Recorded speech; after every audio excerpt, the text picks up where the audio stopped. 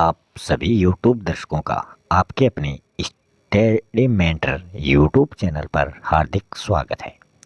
आज हम आपके सामने लेके आए हैं RSCERT उदयपुर द्वारा प्रस्तुत जो आओ कंप्यूटर सीखें पुस्तक है, उसका चैप्टर नंबर 2। ये पुस्तक जो है ये कक्षा 5 के जो विद्यार्थी हैं उनके लिए ये पुस्तक जो है ये चल रही है। तो इसमें हमने इसके फर्स्ट चैप्टर को कंप्लीट कर लिया है। उस चैप्टर से संबंधित जो भी आपको देखना है प्लेलिस्ट में यहाँ पर जाकर आप वो देख सकते हैं। फर्स्ट चैप्टर में हमने सीखा था कंप्यूटर क्या होता है और कंप्यूटर किस प्रकार से काम करता है और कंप्यूटर से क्या क्या लाभ होते हैं और क्या क्या हानियाँ होती हैं। सब कुछ हमने फर्स्ट चैप्टर में कंप्लीट कर लिया है। आज हम इसका सेकेंड चैप्टर स्टोरेज उपकरण जो है ये स्टार्ट करने वाले हैं। अगर आपने अभी तक चैनल को सब्सक्राइब नहीं किया है तो चैनल को सब्सक्राइब ज़रूर कर लें। इसमें सबसे पहले हम बात करेंगे स्टोरेज डिवाइस क्या होती है। स्टोरेज डिवाइस जो है ये वो उपकरण होते हैं जिनका उपयोग वस्तुओं को सुरक्षित रखने के लिए किया जाता है। जिस प्रकार से अलमारी, रेफ्रिजरेटर, बॉक्स और डिब्बे आदि जो होते हैं वहाँ पर हम सामान जो है वो सुरक्षित रखते हैं, उसी प्रकार कंप्यूटर में भी एक जगह होती है जिसको स्टोरेज डिवाइस के नाम से जाना जाता है। वो कौन सी होती है? कंप्यूटर की सूचनाओं को सुरक्षित रखने के लिए स्टोरेज डिवाइस मतलब मेमोरी का उपयोग किया जाता है। तो इसमें जो कंप्यूटर की जो मेमोरी है वो दो प्रकार की मेमोरी कंप्यूटर में पाई जाती है, प्राइमरी मेमोरी और सेकेंडरी मेमोरी। प्राइमरी मेमोरी को प्राथमिक मेमोरी भी कहा जाता है और सेकेंडरी मेमोरी को द्वितीयक मेमोरी के नाम से जाना जाता है। फिर हम बात करेंगे प्राथमिक या प्राइमरी मेमोरी। तो इसके भी 3 पार्ट होते हैं, राम, रोम और कैश। तो ये इसके 3 रूप होते हैं, रैम, रोम और कैश। इसी प्रकार सेकेंडरी या द्वितीयक मेमोरी के भी 3 टाइप होते हैं, जैसे ऑप्टिकल स्टोरेज, मैग्नेटिक स्टोरेज और फ्लैश ड्राइवर्स। तो ये तीन ही प्रकार द्वितीयक मेमोरी के होते हैं। तो आप इनमें पता चल गया होगा प्राथमिक मेमोरी कौन सी होती है और द्वितीयक मेमोरी कौन सी होती है। फिर हम बात करेंगे प्राइमरी मेमोरी को हम डिटेल से जानने का प्रयास करेंगे। प्राथमिक मेमोरी को कंप्यूटर की मेन मेमोरी भी कहा जाता है। यह कंप्यूटर चलाने के लिए बहुत ही ज़रूरी होती है। ये 3 प्रकार की होती है, तीनों नाम हमने देख लिए, रैम, रोम और कैश मेमोरी। इन्हें आंतरिक भंडारण मतलब जो इंटरनल स्टोरेज होता है उसके रूप में जाना जाता है। जैसे आप जो मोबाइल यूज करते हैं उसमें भी इंटरनल स्टोरेज होता है, मतलब उस मोबाइल की जो मेमोरी है वो कितनी होती है। तो यहाँ आप देख सकते हो इस प्रकार की ये मेमोरी होती है। राम का चित्र मतलब RM रैम जो है उसका चित्र आप देख सकते हो, इस प्रकार की रैम होती है, इस प्रकार का रोम होता है और इस प्रकार की कैश मेमोरी होती है। तो ये तीनों मेमोरी आप यहाँ देख सकते हो। इन तीनों में क्या अंतर होता है वो भी हम देख लेते हैं। RM मतलब रैम, इसकी फुल फॉर्म सबसे पहले R की रैंडम, A की एक्सेस, M की मेमोरी। उसी प्रकार रोम की फुल फॉर्म देख लेते हैं, R की रीड, O की ओनली और M की मेमोरी। उसी प्रकार कैश जो है ये CPU में एक छोटा और तेज मेमोरी का प्रमुख कंपोनेंट्स मतलब घटक होता है। तो पहला अंतर तो तीनों में ये हो गया। ये अंतर इनकी फुल फॉर्म आपको ज़रूर याद रखनी है। रैम जो है वो एक अस्थायी मेमोरी होती है मतलब वोलेटाइल मेमोरी, और जो रोम होती है वो एक स्थायी मेमोरी होती है, मतलब लाइट जाने के बाद भी आपके जो डाटा हैं वो सुरक्षित रहते हैं, मतलब रैम में वो डाटा सुरक्षित नहीं रहते। कैश मेमोरी भी क्या है, एक अस्थायी मेमोरी होती है। तो आपको पता चल गया होगा प्राथमिक मतलब प्राइमरी मेमोरी में कौन सी जो मेमोरी है वो स्थायी होती है, तो वो है रोम। बाकी रैम और कैश दोनों अस्थायी मेमोरी होती हैं। रैम की जो गति है वो तेज़ होती है, परंतु कैश मेमोरी से वो थोड़ी कम होती है। रोम की जो स्पीड है वो सामान्य होती है, जबकि कैश मेमोरी की जो स्पीड है वो सबसे तेज़ होती है। तो ये 3 अंतर आपको इसमें हमने बता दिए। चौथा अंतर है रैम जो है यह कंप्यूटर के उस डाटा को संग्रहित करता है जिसे तुरंत प्राप्त करने की ज़रूरत होती है। और रोम क्या करता है, रोम का उपयोग कंप्यूटर को चालू करने के लिए किया जाता है। उसी प्रकार कैश मेमोरी जो है ये सीपीयू की जो प्रोसेसिंग स्पीड है उसमें ग्रोथ करती है, उसको बढ़ाने का काम करती है। ये तो हमने देख लिया प्राइमरी या प्राथमिक मेमोरी। अब हम देखेंगे द्वितीयक या सेकेंडरी मेमोरी। ये क्या होती है, यह भी एक प्रकार की नॉन वोलेटाइल मेमोरी होती है जिसे सीधे सीपीयू के द्वारा एक्सेस नहीं किया जा सकता। सेकेंडरी मेमोरी कंप्यूटर का हिस्सा नहीं होती है, इसे कंप्यूटर में अलग से जोड़ा जाता है। तो सेकेंडरी मेमोरी कंप्यूटर का कोई पार्ट नहीं है। इसमें डाटा जो है वो हमेशा के लिए स्टोरेज हो जाता है, स्टोर रहता है इसमें डाटा, किसमें, सेकेंडरी मेमोरी में। यानी कि अगर कंप्यूटर बंद भी हो जाए तो भी इसका डाटा जो है वो डिलीट नहीं होता है, मतलब वो स्टोर हो जाता है, आप कभी भी उसको देख सकते हो। आसान शब्दों में कहें तो हम कहेंगे कि द्वितीयक मेमोरी जो है वो एक प्रकार की कंप्यूटर मेमोरी है जिसका उपयोग बड़े आकार वाले डाटा जैसे कि कोई वीडियो हो, कोई इमेज हो, कोई ऑडियो हो या फिर फाइल, प्रोग्राम, सॉफ्टवेयर हो, इन सभी को स्टोर या संग्रहित करने के लिए किया जाता है। प्राइमरी मेमोरी की तुलना में सेकेंडरी मेमोरी की जो स्टोरेज क्षमता है वो बहुत ही अधिक होती है। सेकेंडरी मेमोरी में डाटा को डिलीट करना बहुत ही आसान होता है, सरल होता है।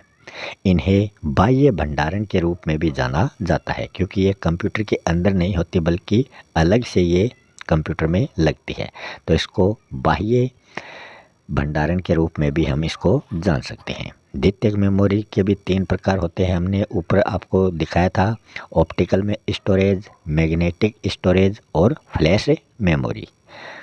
अब हम बात करते हैं इन तीनों के बारे में। ऑप्टिकल स्टोरेज क्या होता है? ऑप्टिकल स्टोरेज डिवाइस जो है ये सूचनाओं को संग्रहित करने के लिए एवं उन्हें पढ़ने के लिए प्रकाश किरण, जिनको लेजर बीम कहते हैं, इसका उपयोग करता है। उदाहरण के लिए हम बात करें तो सीडी, डीवीडी, ब्लू-रे डिस्क जो है वो सभी ऑप्टिकल स्टोरेज के उदाहरण माने जाते हैं। इस प्रकार आपने देखा होगा ये क्या है, डीवीडी डिस्क है। फिर हम बात करते हैं मैग्नेटिक स्टोरेज। ये क्या होता है? ये है उपकरण जो है ये सूचनाओं को लिखने एवं उनको संग्रहित करने के लिए चुंबकीय तरंगों का उपयोग करता है। मैग्नेटिक का अर्थ क्या होता है? चुंबक होता है। मैग्नेटिक स्टोरेज डिवाइस में डाटा या फिर जो सूचना सेक्टर होता है, स्पॉट या ट्रैक में मैग्नेटिक चार्ज जैसे कि 0 के लिए पॉजिटिव चार्ज और 1 के लिए नेगेटिव चार्ज, इसके रूप में ये संग्रहित होती है। इसके भी हम उदाहरणों की बात करें तो हार्ड डिस्क, फ्लॉपी डिस्क और मैग्नेटिक डिस्क, ये 3 उदाहरण जो हैं ये मैग्नेटिक डिस्क के हैं। यहाँ आप इसका चित्र देख सकते हो। फिर है तीसरी फ्लैश मेमोरी। ये क्या होती है?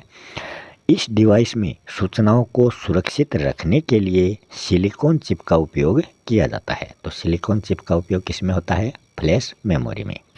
यह है हार्ड डिस्क जैसे कि अन्य स्टोरेज डिवाइस की तुलना में बहुत ही अधिक गतिमान होते हैं। उदाहरण के रूप में हम बात करें तो USB, flash drive, memory card, solid state drive SSD और NVMe N non V volatile M memory E express, ये सभी फ्लैश मेमोरी के उदाहरण हैं। नीचे आप इनके चित्र भी देख सकते हो।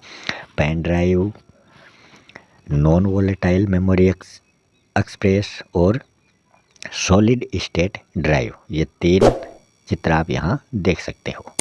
फिर हम बात करते हैं मेमोरी की इकाइयाँ, मतलब यूनिट कौन कौन सी होती हैं स्टोरेज की। डाटा या सूचनाओं को मेमोरी में संग्रहित या स्टोरेज किया जाता है। मेमोरी स्टोरेज की सबसे छोटी इकाई की बात करें तो उसको बिट कहा जाता है।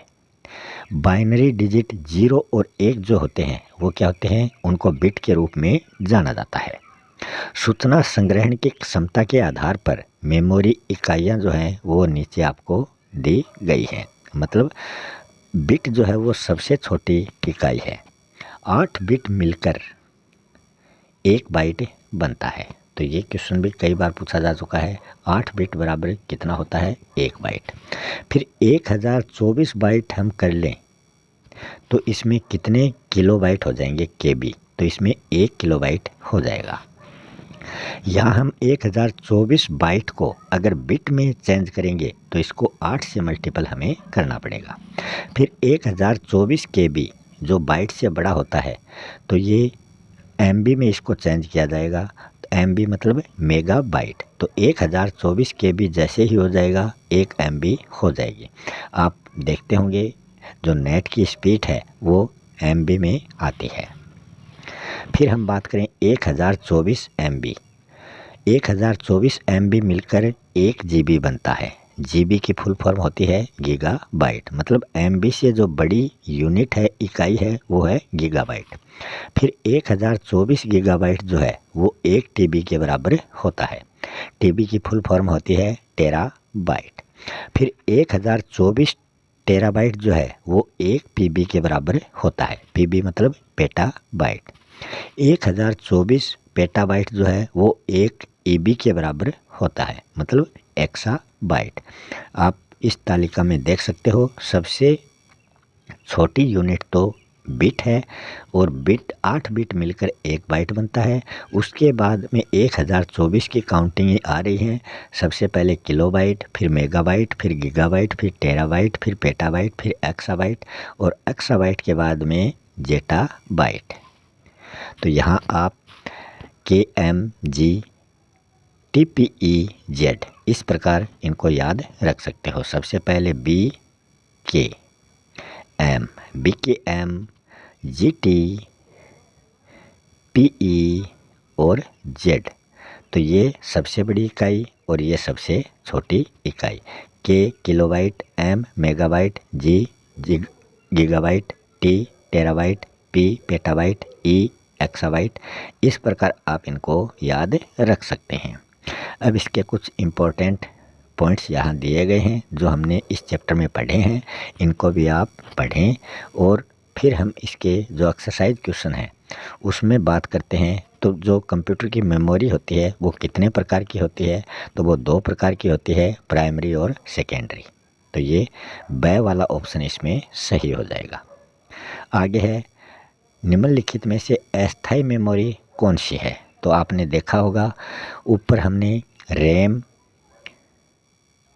रोम और कैश ये 3 मेमोरी देखी थी। इसमें 2 तो अस्थायी थी और 1 स्थायी मेमोरी थी।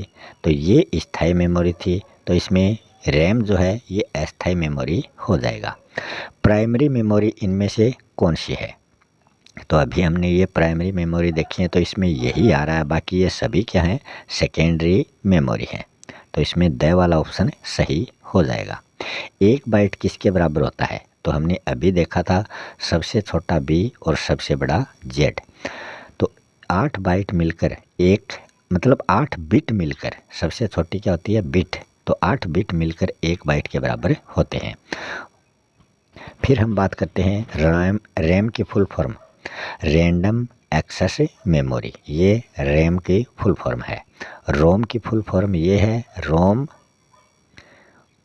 Read only memory. ये रोम की फुल फॉर्म है और ये रैम की फुल फॉर्म है। दोनों को आपको याद रखना है। फिर आपको मिलान करना है। फ्लैश ड्राइव, ऑप्टिकल स्टोरेज, तो ये ऑप्टिकल स्टोरेज है, ये मैग्नेटिक स्टोरेज है। फ्लैश ड्राइव और सॉलिड स्टेट ड्राइव ये आपको बताने हैं। फिर है कंप्यूटर स्टोरेज से आप क्या समझते हैं, तो जैसे अलमारी होती है उसमें हम अपनी पुस्तकें, कपड़े स्टोरेज करते हैं, उसी प्रकार कंप्यूटर में जो सूचनाएं हैं उनको संग्रहित करने के लिए स्टोरेज डिवाइस का प्रयोग किया जाता है। रैम रोम में 2 अंतर आपको बताने हैं। हमने 4 अंतर बताए थे, उनमें से 2 अंतर आप यहाँ बता सकते हो। मैग्नेटिक और ऑप्टिकल मेमोरी के बीच में भी 2 अंतर आपको बताने हैं, जो हमने अभी पढ़े हैं, मैग्नेटिक मेमोरी और ऑप्टिकल मेमोरी, और इनके उदाहरण भी आप बता सकते हो। इसी के साथ अपना आज का जो ये वीडियो है यही समाप्त होता है। यह वीडियो सभी प्रकार के कंपटीशन एग्ज़ाम के लिए बहुत ही लाभदायक है। इसी तरह के और अधिक वीडियो देखने के लिए चैनल को सब्सक्राइब करें और वीडियो को लाइक और शेयर करना ना भूलें। मिलते हैं अगले वीडियो में एक नए टॉपिक के साथ। तब तक के लिए आप सभी दर्शकों का बहुत बहुत धन्यवाद।